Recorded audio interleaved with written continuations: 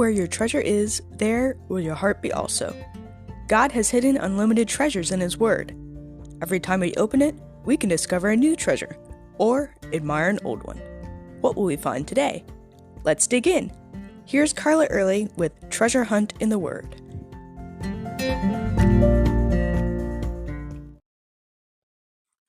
Being a Christian is not a list of do's and don'ts.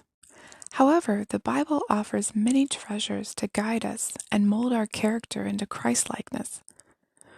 The one God is leading me to share with you today, and the one He's working on in my heart, is 1 Peter 3:8 and 9. After Peter wrote about how we should submit to the authorities over us as citizens of our own country, as servants, wives, and husbands, these verses sum up what we should be like as His children. It says, "Finally, all of you, be of one mind, having compassion for one another. Love as brothers, be tenderhearted and courteous, not returning evil for evil or reviling for reviling, but on the contrary, blessing, knowing that you were called to this, that you may inherit a blessing." This passage is so rich. First, it talks about our brotherly love for one another, then expands to being a blessing to all people. Let's see how we can improve in these areas. First, we are to be of one mind. The word means harmonious. In the church, in every area of ministry, God gives us different gifts to work in different ways. But like an orchestra, we are to be working together for the same purpose, in harmony. Like Paul said, one body, different members. Of course, we all don't agree on every little detail. But being of one mind doesn't mean we have the same opinions. It means we have the mind of Christ, His goals, His heart for people, His love. How can we get the mind of Christ? How do we know His mind? Well, for one thing, we need to know His Word and pray for guidance in every aspect of what we do, whether it's in the church or in our personal lives. The next thing is to have compassion or sympathy, suffering with one another.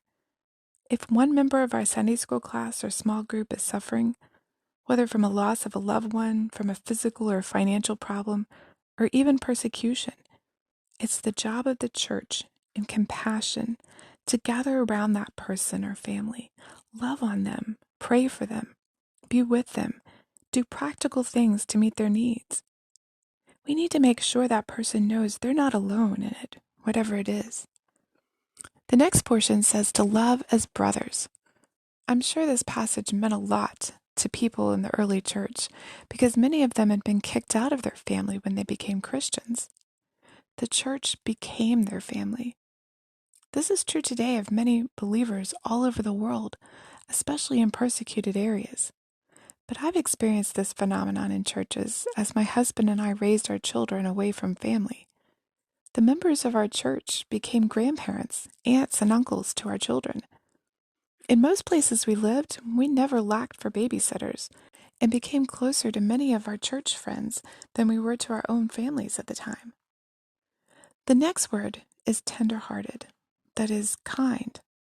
Everything we say and do should be kind, building one another up instead of tearing down. The last word in verse 8 is what we should be, courteous or humble.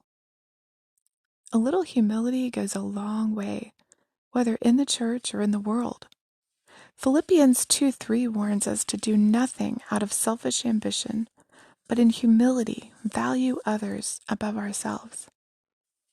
We'll get to verse 9 tomorrow, but for now, which of these does God want to apply in your heart? Where do you need some growth?